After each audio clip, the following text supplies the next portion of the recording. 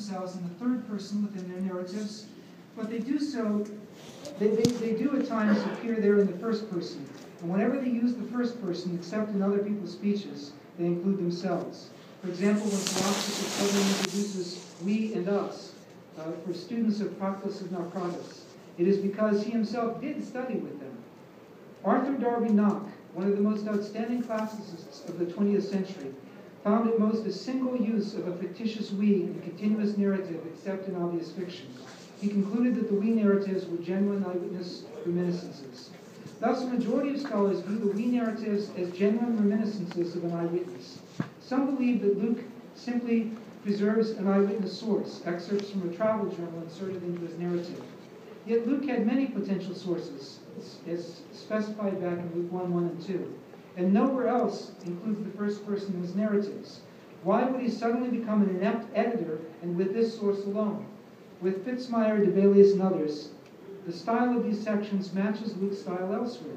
It makes more sense to read the first person as we would in other historical sources, and to argue that the author is claiming his presence on these occasions.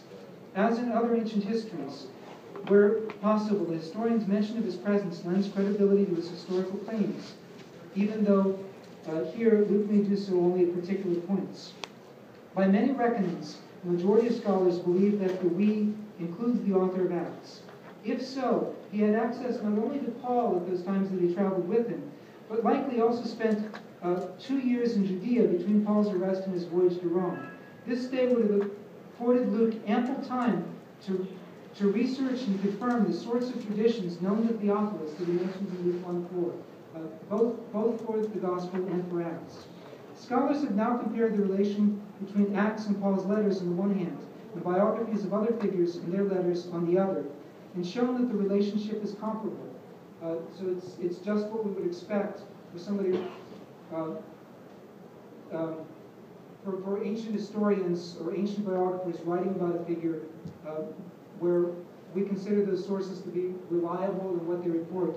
Luke fits the same approach. Historians regularly use these biographies and letters to complement each other.